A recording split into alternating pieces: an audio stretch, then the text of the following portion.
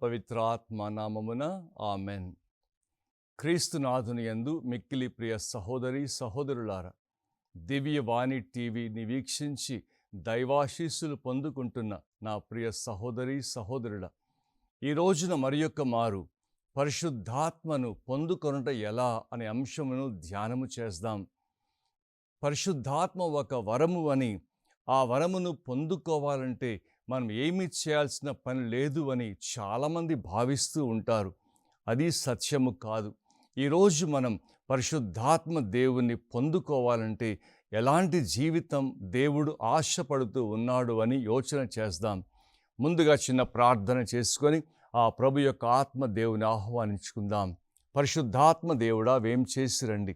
తండ్రి అని ఓ దేవా, మీకు దివ్య నామమును మరొక్క మారు ఘనముగా స్తుతిస్తూ ఉన్నాం. ఈ పరిశుద్ధ గడియ మాకిచ్చి మేమెల్లరము కూడా పరిశుద్ధులంగా జీవించాలి అని, పరిశుద్ధాత్మతో నింపబడి ఈ లోకములో సాక్షులుగా ఉండాలని ఆశపడుతున్న తండ్రి, నీకు స్తోత్రం. ఈ వాక్యం వింటున్న ప్రతి ఒక్క బిడ్డను కూడా ఆశీర్వదించండి, అభిషేకించండి, పరిశుద్ధాత్మ పూరితులుగా మార్చి నీ నామమునకు సాక్షులుగా జీవించే కృపనివ్వమని యేసు నామములో అడిగి వేడుకుంటున్నాము తండ్రి, ఆమెన్. ప్రియ సహోదరి సహోదరుడా, ఈ రోజున మనం పరిశుద్ధాత్మ దేవుణ్ణి పొందుకొని మన జీవితాన్ని దేవుడికి అనుకూలముగా మార్చుకోవడానికి ప్రయత్నించుదాం. అపోస్తలుల కార్యము 2:38 వాక్యం ఇలా అంటూ ఉంది: మీరు హృదయ పరివర్తన చెంది మీ పాప పరిహారమునకై ప్రతి ఒక్కడు యేసుక్రీస్తు నామమున బప్తిస్మము పొందవలెను, అప్పుడు మీరు దేవుని వరమగు పవిత్రాత్మను పొందుదురు అని దేవుని వాక్యం చక్కగా తెలుపుతూ ఉంది. అప్పుడు ఎప్పుడైతే మనము హృదయ పరివర్తన చెంది పాప క్షమాపణ పొందుతామో అప్పుడు దేవుని ఆత్మ మనపై దిగి వస్తూ ఉంది. పరిశుద్ధాత్మని పొందుకోవాలంటే మనము తప్పకుండా ఏవో కొన్ని క్రియలు చేయాలి. పాత నిబంధనలో దేవుడు ఎలాగూ ఇశ్రాయేలుల మధ్యలో నివసించాడో, పరిశుద్ధాత్మ దేవుడు కూడా విశ్వాసిలో మధ్య జీవించాలి అని ఎంతో ఆశపడుతూ ఆ పరలోకమును దిగి వచ్చాడని వాక్యం పలుకుతూ ఉంది. 1 పేతురు 1:12 వాక్యం మనము చూస్తే, వారు పరలోకము నుండి పంపబడిన పవిత్రాత్మచే ప్రభావితులై అని వాక్యం అంటూ ఉంది. అంటే పరిశుద్ధాత్మ దేవుడు పరలోకము నుండి పంపబడ్డాడు అనేది మనకి యథార్థముగా కనిపిస్తూ ఉంది. యావే దేవుడు ఇశ్రాయేలు మధ్యలో ఉండడానికి ఒక కారణం ఉంది. యావే దేవుడు ఇశ్రాయేలు ప్రజల మధ్యలో జీవించాడు, సంచరించాడు. ఆ ఇశ్రాయేలు ప్రజలతో కలిసి జీవించగలిగాడు. ఎందుకు ఆ విధముగా చేశారు? ద్వితీయోపదేశ కాండము 23:14 వాక్యం ఇలా అంటూ ఉంది: నీలో అసహ్యమైన దేనిని చూచి నిన్ను విడవకుండునట్లు నీ పాలెము అంటే నీ శిబిరము పరిశుద్ధముగా ఉండాలి అని దేవుడు ఆశపడుతూ ఉన్నాడు. ఇందును బట్టి దేవుడు నివసించే స్థలం ఎలా ఉండాలి? పరిశుద్ధముగా ఉండాలి. క్రొత్త నిబంధనలో 1 యోహాను 4:4 వాక్యం ఇలా అంటూ ఉంది: లౌకికులలో ఉండే ఆత్మ కంటే నీలో ఉండు ఆత్మ శక్తివంతమైంది అని వాక్యం పలుకుతూ ఉంది. ఈ వాక్యం బట్టి మనలో శక్తివంతుడు జీవిస్తున్నాడు. మనందరిలో విశ్వాసులలో ఆ దేవదేవుడు పరిశుద్ధాత్ముడు జీవిస్తూ ఉన్నాడని గుర్తించాలి. సాధారణంగా ఒక ప్రధానమంత్రి లేక ముఖ్యమంత్రి మన ఇంటికి వచ్చాడు అనుకోండి, అప్పుడు ఏం చేస్తాం? ఆ ఇల్లంతా శుద్ధి చేస్తాం, శుభ్రపరుస్తాం, అన్నీ అమర్చిపెట్టి వారు రావడానికి ఎంత అవకాశం ఉన్న విధముగా ఆ ఇంటిని మనము తీర్చిదిద్దుతూ ఉంటాం. ఈ లోకములో ఉన్నవారి కంటే గొప్పవాడైన ఆ దేవుడు పరిశుద్ధాత్మ మనలో నివసించడానికి ఎంతగా మనం పరిశుద్ధంగా ఉండాలో ఒక్కసారి ఆలోచన చేయి. మనలో అపరిశుద్ధత ఉంటే ఆ పరిశుద్ధుడు ఎలా వస్తాడు, ఎలా ఉండగలుగుతాడు? ఈ రోజున అదే మన ధ్యానాంశముగా ఉంటూ ఉంది. వాక్యంలో అపవిత్రత కలిగిన వారిలో దేవుడు ఎప్పుడైనా నివసించాడా? లేదు కదా. అపవిత్రులు ఎప్పటికీ దేవుడు నివసించాడు. కేవలం పరిశుద్ధులుగా ఉన్న వారిలో మాత్రమే. ఈ దేవుడు చేసిన ఈ గొప్ప సృష్టిని గూర్చి బైబిల్లో ఒక్క అధ్యాయంలో మనం చూస్తాం. కానీ దేవుడు నివసించే మందసము గూర్చి అనేక అధ్యాయాలు వ్రాయబడి ఉన్నాయి. దేవుడు మందస్సములో ఉన్నప్పుడు ఆ మందస్సము ఎంతో విలువైంది కదా. దేవుడు నీలో ఉంటే, నాలో ఉంటే నేను ఎంతో విలువైన వ్యక్తిగా ఉంటాను. ఆ ఆత్మ దేవుడు ఎప్పుడు నాలో జీవించాలని ఆశపడుతూ ఉన్నాడని ఎప్పుడు గ్రహిస్తాం? ఈ రోజున మనం అది గ్రహించుకోవాలి. దేవుని ఆత్మ నీలో జీవించాలి అని, నీలో వసించాలి అని, నీతో ఉండాలి అని ఎంతో ఆశపడుతూ ఉన్నాడని గ్రహించుకొని ఆ ఆత్మ దేవుణ్ణి ఈరోజు పొందుకోవడానికి ప్రయత్నించుదాం. పరిశుద్ధాత్మ దేవుడు మనలో ఉండాలంటే మనము ఒక మందస్సముగా మారాలి. దావీదు మహారాజు మందస్సమును తీసుకొని తన రాజ్యానికి వస్తూ ఉన్నప్పుడు దావీదు ముందుగా ఉండి ఆనందముతో నాట్యమాడాడు. అదే సమయంలో ఆ దావీదులో కించిత్తు గర్వం వచ్చింది. నా దేశానికి మందసం వస్తూ ఉంది, ఇక నాకంటే గొప్పవాడెవడు లేడు అన్న ఆలోచన కాసింత వచ్చిందేమో. ఆ గర్వమును చూసి దేవుడు ఆ గర్వము అనచాలని ఏం చేశాడు? ఆ ఎద్దుల బండిని కాస్త కాలు దొర్లేలా జారలా చేసి ఆ మందసము పడిపోయేలా చేశాడు. ఆ మందసం పడిపోతున్నప్పుడు ఆ ప్రక్కనే ఉన్న ఉజ్జా దాన్ని పట్టుకున్నాడు. ఎప్పుడైతే మందస్సమును పట్టుకున్నాడో ఉజ్జా అక్కడికక్కడే చనిపోయాడు. మందస్సం పట్టుకునే వాళ్ళు ఎవరు? కేవలము లేవీలు మాత్రమే. గురు అర్హత కలిగిన వారు మాత్రమే దాన్ని పట్టుకోవాలి. ఈ ఉజ్జా ఎప్పుడైతే ఆ మందస్సమును తాకాడో మరణించాడు. దావీదుకు భయం వేసింది. అమ్మో, ఈ మందస్సమును పడితేనే ఈ ఉజ్జా మరణించాడు, ఇక మందస్సము నా దేశంలోకి వస్తే, మేము ఏదైనా పొరపాటు చేస్తే మా గతి ఏంటి అని అక్కడే ఆ ప్రక్కనే ఉన్న గ్రామములోనే ఆ మందస్సమును నిర్మాణము చేస్తూ అక్కడే ఉంచగలిగాడు. ప్రియులారా, దేవుడు నివసించే మందస్సము ఎంతో విలువగా ఉంది కదా. దేవుడు అసలు ఎందుకు మందస్సములోకి వచ్చినట్టు? ఎందుకు దేవుడు ఆ మందస్సము లేక ఆ శిబిరములో లేక ఆ వ్యక్తిలో లేక ఆ విశ్వాసిలో ఎందుకు వస్తూ ఉన్నారు? ద్వితీయోపదేశకాండం 23:14 మనము చూస్తే, ప్రజలని విడిపించడానికి, శత్రువులను అప్పగించడానికి వచ్చాడు. దేవుడు మనతో ఎందుకుంటున్నాడు? నీలో పరిశుద్ధాత్మ ఎందుకు ఉండాలని ఆశపడతా ఉన్నాడు? నీలో ఉన్నటువంటి ఆ పరిశుద్ధాత్మ నిన్ను శత్రు బారి నుండి విడిపించాలని. ఈ లోకంలో సాతాను ప్రబలం ఎక్కువగా ఉంటూ ఉంది. ఈ సైతాను ఎన్నో విధాలుగా మానవుని, విశ్వాసులని పతనం చేస్తూ ఉంది. ఈ సైతానుని జయింపచేయడానికి, ఈ సైతాన్ని నిర్మూలన చేయడానికి పరిశుద్ధాత్మ నీలో ఉంటూ ఉన్నారు. అంతే, పరిశుద్ధాత్మ దేవుడు మనల్ని విడిపించడానికి బంధకాలున్నాయి.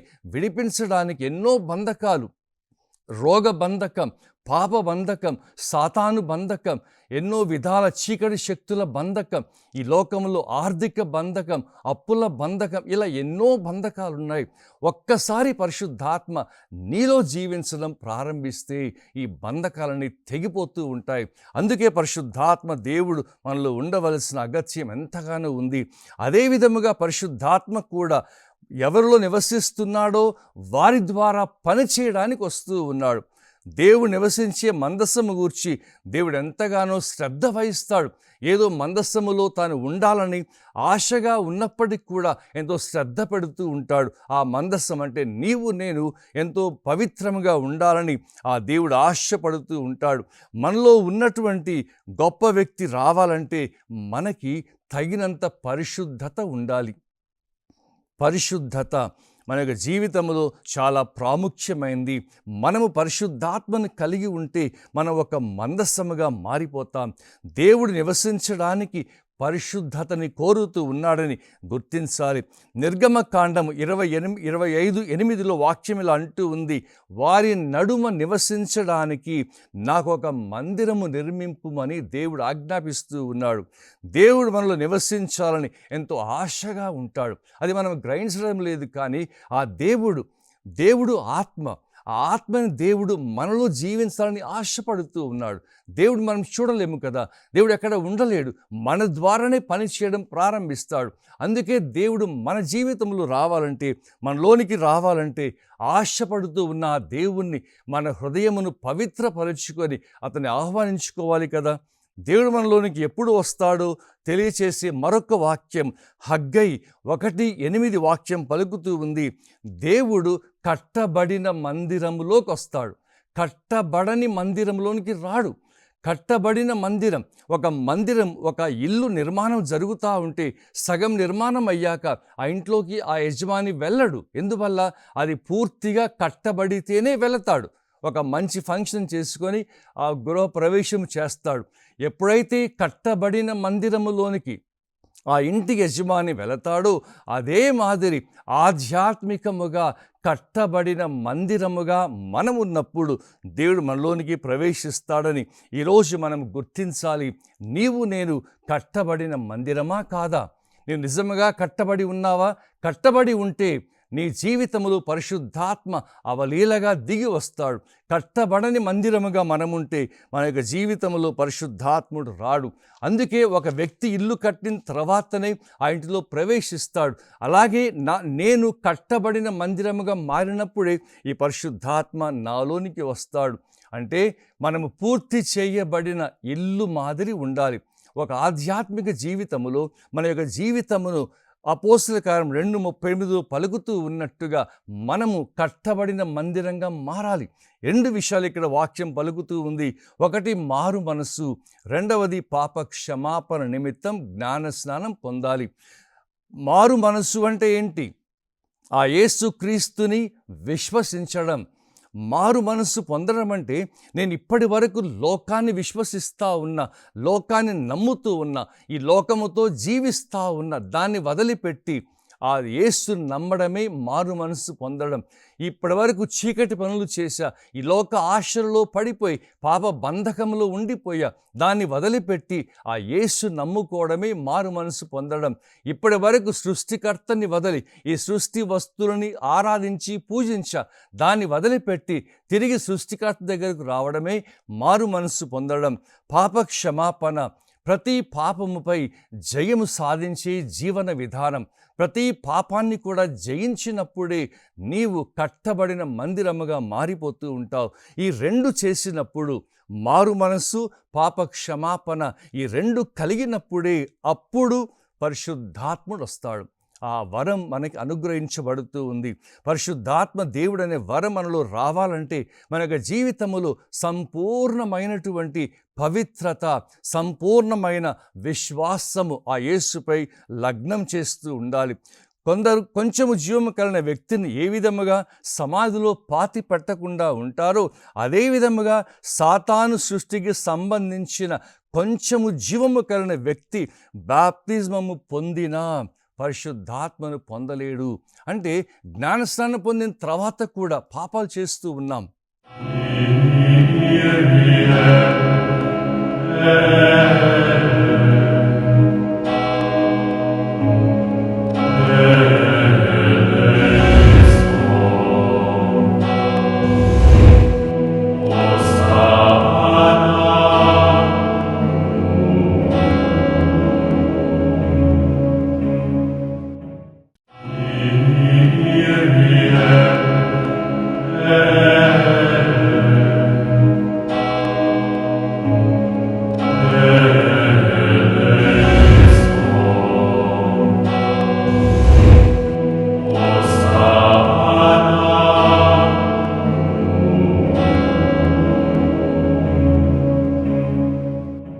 ఈ జ్ఞానస్నానం పొందిన తర్వాత కూడా మన జీవితాన్ని ఈ లోకస్థంగా మారుస్తూ ఉన్నాం.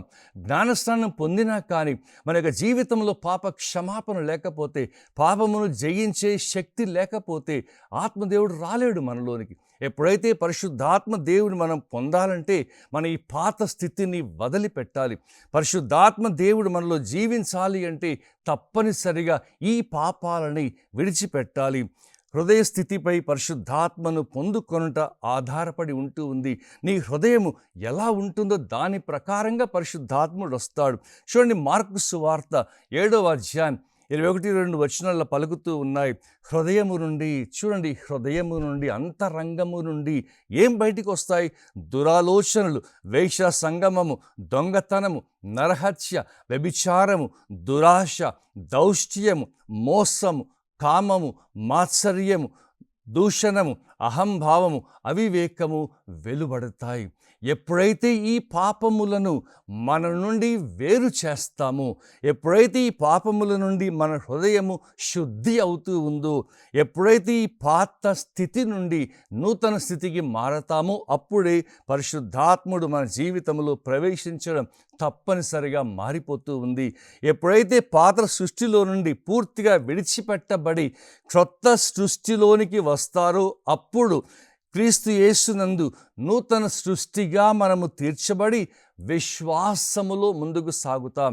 యేసుని విశ్వసించడం అంటే ఈ పాత స్థితిని వదిలిపెట్టి నూతన స్థితిలోనికి రావాలి.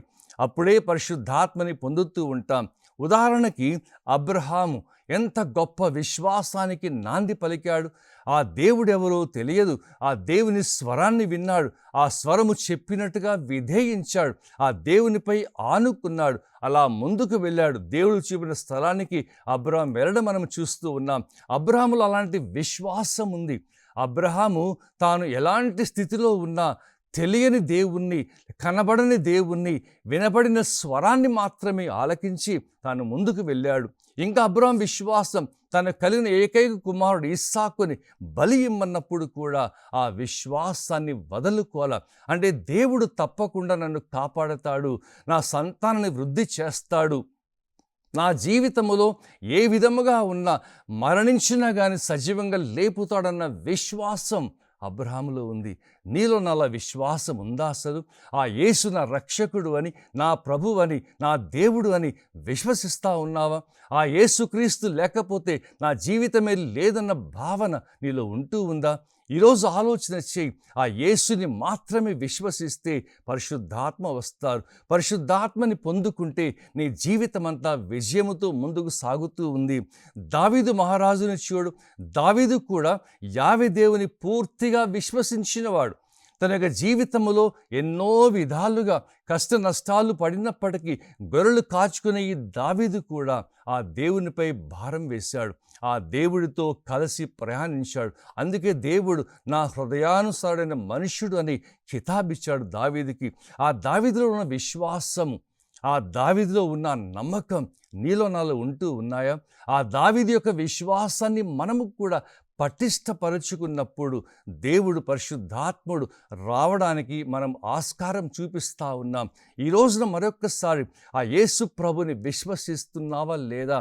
విశ్వసిస్తే ప్రతి పాపమును జయించడం నేర్చుకోవాలి. ప్రతి పాపము జయించకుండా నీ విశ్వాసము పటిష్టంగా ఉండదు. పరిశుద్ధ మరియ తల్లిని చూడు. మరియ తల్లి కూడా యవన ప్రాయములోనే యోసేపుతో వివాహం నిశ్చయమైన తర్వాత ఆ దేవుని స్వరము విని, దూత స్వరము విని ఏ విధముగా సంపూర్ణంగా నమ్ముకుందో, ఇదిగో ప్రభు దాసురాలు నీ మాట చొప్పున జరుగునుగాకంటూ తన యొక్క విశ్వాసాన్ని బట్టబయలు చేసింది. మరియ తల్లి కూడా ఎలాంటి అవమానం వచ్చినా, ఎలాంటి కష్టం వచ్చినా, ఎలాంటి నష్టం వచ్చినా సరే ఆ దేవుడిపై సంపూర్ణ విశ్వాసము కలిగి జీవించింది. ప్రియులారా, ఎప్పుడైతే మన విశ్వాసం పటిష్టంగా ఉంటుందో అదే మనకి ఆధారము. పరిశుద్ధాత్మ దేవుడు రావడానికి ఆ యేసునే విశ్వసించడం, ఆ యేసు కొరకు జీవించడం అలవర్చుకున్నప్పుడే మనకు జీవితంలో పరిశుద్ధాత్మ రావడం జరుగుతూ ఉంది. అసలు పరిశుద్ధాత్మ అనగా ఏంటి? పరిశుద్ధత అంటే ఏంటి? సాధారణ భాషలో పరిశుద్ధత అంటే జాగ్రత్తగా ఉండడం. అంటే నీవు చూసే చూపులో జాగ్రత్తగా ఉండడం, పలికే పలుకులో జాగ్రత్తగా ఉండడం, వినే వినికిడిలో జాగ్రత్తగా ఉండడం, వేసే అడుగులో జాగ్రత్తగా ఉండడం, ఆలోచించే ఆలోచనలో జాగ్రత్తగా ఉండడం. ఎప్పుడైతే నీవు జాగ్రత్తగా ఉంటావు, ఉదాహరణకి నడుస్తూ ఉన్నావు, ముందు ఒక బురద గుంట ఉంది, నీవు జాగ్రత్తగా లేకపోతే ఆ బురద గుంటని చూసి నువ్వేం చేస్తావు? పక్కకు జరిగిపోతావు, లేకపోతే దాంట్లో కాలు వేస్తావు. అదే మాదిరి నీవు అలా నడుస్తూ ఉన్నావు, అశ్లీల బొమ్మలు కనిపిస్తూ ఉంటాయి, వాడిని చూస్తూ తదేకంగా అక్కడే ఉంటే నీవు పాపము చేస్తావు, పాపములో పడిపోతూ ఉంటావు. అందుకే నువ్వు జాగ్రత్తగా ఉండి దాని నుంచి చూపు మరల్చుకొని ఆ దేవుడిపై చూపు లగ్నం చేయడం ప్రారంభించావనుకో, నీ యొక్క జీవితం మహాద్భుతంగా మారిపోతూ ఉంది. అదే పరిశుద్ధత అంటే. పాత సృష్టి లేదా సాతాను సృష్టిలో నుండి లేదా పాత కార్యములలో నుండి బయటకు రావడమే పరిశుద్ధత. అపోస్తల కార్యము 5:32 వాక్యములు అంటూ ఉంది, దేవుడు తన పట్ల విధేయత చూపు వారికి అనుగ్రహించిన పవిత్రాత్మయు సాక్ష్యం ఇస్తున్నారు అని వాక్యం అంటూ ఉంది. ఎప్పుడైతే విధేయత కలిగి జీవిస్తామో, దేవునికి విధేయత కలిగి ఉండాలి. ఎవరైతే అపవిత్రతలో ఉంటారో విధేయంగా ఉండలేరు. అపవిత్రత లేకపోతే పరిశుద్ధతగా ఉన్నామనుకో, విధేయత కలిగి మనం ముందుకు సాగుతూ ఉంటాం. దేవునికి విధేయతను కేవలం పరిశుద్ధత కలిగిన వారు మాత్రమే చూపిస్తారు. ఈ ఆధునిక ప్రపంచంలో మానవుడు దేవుడికి విధేయించడం లేదు, దైవ భక్తి లేదు, పాప భీతి లేదు. అందుకే మనము ఈ ఆత్మతో నిలబడలేకపోతూ ఉన్నాం, పరిశుద్ధాత్మతో సాంగత్యం చేయలేకపోతూ ఉన్నాం. అందుకే ఈ లోకంలో ఇన్ని కష్టాలు, బాధలు, సమస్యలు వస్తూ ఉన్నాయి. కారణమల్లా ఒక్కటే, మన జీవితాన్ని పరిశుద్ధపరచుకొని యేసులో విశ్వాసం పెట్టుకొని పరిశుద్ధాత్మతో నింపబడితే మన జీవితము మహాద్భుతంగా మారిపోతూ ఉంది. పరిశుద్ధత అంటే ప్రతి పాపంపై విజయం సాధించడం. మారు మనసు పొందిన సమయంలో ఇది జరుగుతూ ఉంది. ఎప్పుడైతే నీవు మారు మనస్సు పొందుతావో అప్పుడు నీ హృదయం నుండి ఈ పాపమంతా పటాపంచలై నీవు బలము, శక్తి పొందుకొని గొప్పగా ముందుకు సాగుతూ ఉంటావు. యోహాను సువార్త 7:39లో ఆయన తనను విశ్వసించువారు పొందబో ఆత్మను గురించి ఇట్లు పలికాడని వాక్యం అంటూ ఉంది. అంత విశ్వాసం మీదనే ఇదంతా ఆధారపడి ఉంది. విశ్వాసము, విధేయత, పరిశుద్ధత, ఈ మూడు ఉంటే చాలు. నాలో పరిశుద్ధాత్మ నివాసము ఏర్పరచుకున్నట్టే. క్రీస్తుని విశ్వసించువారు పవిత్రాత్మని పొందుతారు. దేవుడు హృదయంలోనికి రావాలంటే మన హృదయము తప్పక పరిశుద్ధతగా ఉండాలి. హృదయంలో పరిశుద్ధత లేకపోతే ఆ పరిశుద్ధుడు రాలేడని ఈరోజు మనం గ్రహించుకోవాలి. ఇది ఒక్కటే సూత్రం. పవిత్రాత్మను పొందుకోవడానికి మరొక సూత్రము లేదు. చాలామంది ఏ విధముగా జీవించిన పరిశుద్ధాత్మను పొందుకుంటాం, ఏదో జ్ఞానస్నానం అయిపోయింది పరిశుద్ధాత్మను పొందుకుంటామంటే కాని పని. పరిశుద్ధాత్మని పొందాలంటే యేసుని విశ్వసించాలి, పరిశుద్ధముగా జీవించాలి, దేవుని మాటకు విధేయులై బ్రతకాలి. అలా బ్రతికినప్పుడే పరిశుద్ధాత్మ మనలోనికి రావడం జరుగుతూ ఉంది. ప్రతి పాపము నుండి మనం విజయాన్ని పొందుకుంటూ ఉండాలి. అలా చేసినప్పుడే కట్టబడిన మందిరంగా మనం మారిపోతాం. ఇవన్నీ కూడా ఒక కట్టబడిన మందిరంగా మనం ఉంటాం. ఒక కట్టబడిన మందిరం, ఆధ్యాత్మిక కట్టడ కలిగిన మందిరంగా మనం మారినప్పుడు అప్పుడు పరిశుద్ధాత్మ దేవుడు మనలోనికి వస్తారు. పరిశుద్ధాత్మ వస్తే ఏం జరుగుతూ ఉందో తెలుసా? పరిశుద్ధాత్మ మన మీదకి వచ్చారంటే మనం సాక్షులుగా ఉంటాం. మన ప్రతి అక్కర తీర్చబడతా ఉంది. మన యొక్క జీవితంలో అన్ని అద్భుతకాలను జరుగుతూ ఉంటాయి. ఇవన్నీ గమనించకుండా పరిశుద్ధాత్మని ప్రక్కకు నెట్టేసి మనమే జీవించడానికి ప్రయత్నిస్తూ ఉన్నాం, ఓడిపోతా ఉన్నాం. ఈరోజు గ్రహించుకో ప్రియ సహోదరి, సహోదరుడా, ఎప్పుడైతే పరిశుద్ధాత్మ దేవుడు మనలోనికి దిగి వస్తారో మన యొక్క జీవితం మహాద్భుతంగా మారిపోతూ ఉంది అని ఈరోజు మనము గ్రహించుకోవాలి. ఇప్పుడు అగస్టిన్ గారు ఒక చిన్న ఉదాహరణ. మన యొక్క జీవితంలో ఒక వ్యక్తి పాత సృష్టిలో చనిపోయినట్టు ఎలా తెలుస్తూ ఉంది? ఆ వ్యక్తి ప్రతి పాపంపై విజయం పొందినచో ఆ నిశ్చయిత మనలో ఏర్పడుతుంది. ఉదాహరణకి ఇప్పుడు అగస్టిన్ వారు యవ్వనములో ఉన్నప్పుడు పాప జీవితము జీవించారు. యవ్వన ప్రాయములో వ్యభిచారము చేశాడు, ఒక అమ్మాయిని పెట్టుకున్నాడు, ఎన్నో విధాలుగా దేవుడికి దూరం అయ్యాడు.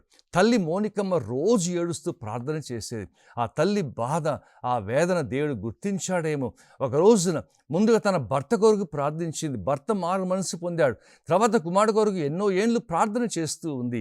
ఒకరోజు మరణించే సమయం వచ్చింది. తన కుమారుని పిలిపించుకుంది. అయ్యా నా కుమారుడా, నా చివరి కోరిక తీర్చు అన్నది. ఏంటమ్మా చెప్పు అంటే, నీ ఒక మంచి కథోలికుడు కావాలి, పరిశుద్ధమైన గురువు కావాలి, ప్రతిరోజు పూజలో పాత్ర పైకెత్తినప్పుడు నన్ను జ్ఞాపకం చేసుకొని ఈ చివరి కోరింది. అయ్యో ఇదేంటమ్మా ఇలా కోరేసాం అనుకొని వెళ్ళిపోయాడు.